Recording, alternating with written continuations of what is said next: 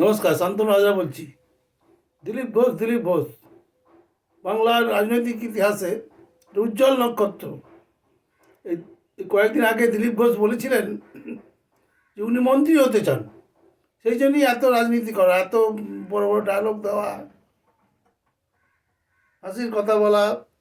সেই দিলীপ ঘোষ বলছিলেন যে মন্ত্রী না হলে আমি দেশের কাজ করবো কী করে, আপনাদের ভালো করবো কী করে। তো এই নিয়ে মানুষ একটু উষ্ম প্রকাশ করেছিল যে ও তাহলে সবাই একই কথা বলে, ওই মন্ত্রী হওয়ার জন্য এইসব করে। তো তারপরে তার বোধোদয় হয়েছেন। উনি কাল বলেছেন না, দিলীপ ঘোষ মন্ত্রিত্ব চায় কিনা, একটা ব্লক সভাপতি হতেও চায় না। তার জন্য তিনি লালায়িত নন, তার বোধোদয় হয়েছে। উনি বোধ আলাপ মানুষ ছিলেন, কিন্তু ব্যাপার হচ্ছে মাঝে বিয়ে করেছেন না, তো বউকে তো অনেক কথা বলতে হয় না, আমরাও বলি, বড় বড় ডায়লগ বউর সামনে দিতে হয়। উনি হয়তো বলেছেন এই মন্ত্রী হবো, তুমি মন্ত্রী বউ হিসাবে ভয়পু লাগানো গাড়ি করে ঘুরবে। তো সেই কথা আদৌ আর রাখবে কি না, কারণ তার পার্টি তো অলরেডি তৃণমূলের সঙ্গে সেটিং করে ফেলেছে। মন্ত্রী হওয়া আর হচ্ছে না, দিলীপ ঘোষের আর এই জীবনে মন্ত্রী হওয়া হচ্ছে না, কারণ চারিধারে শুধু সেটিং আর সেটিং।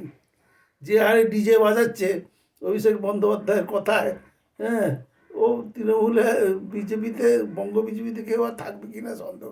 কারণ সবার কাছেই বিজেপির কেন্দ্রীয় নেতৃত্বের চরিত্র পরিষ্কার হয়ে যাচ্ছে, তারা সেটিংয়ের মাধ্যমেই পশ্চিমবঙ্গে কিছু একটা করতে চায়।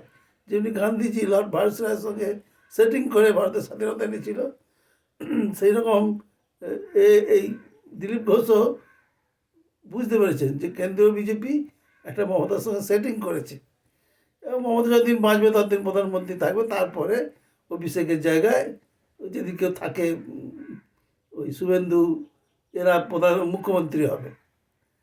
সেটাই দেখা যাক, আমাদের দেখতে হবে।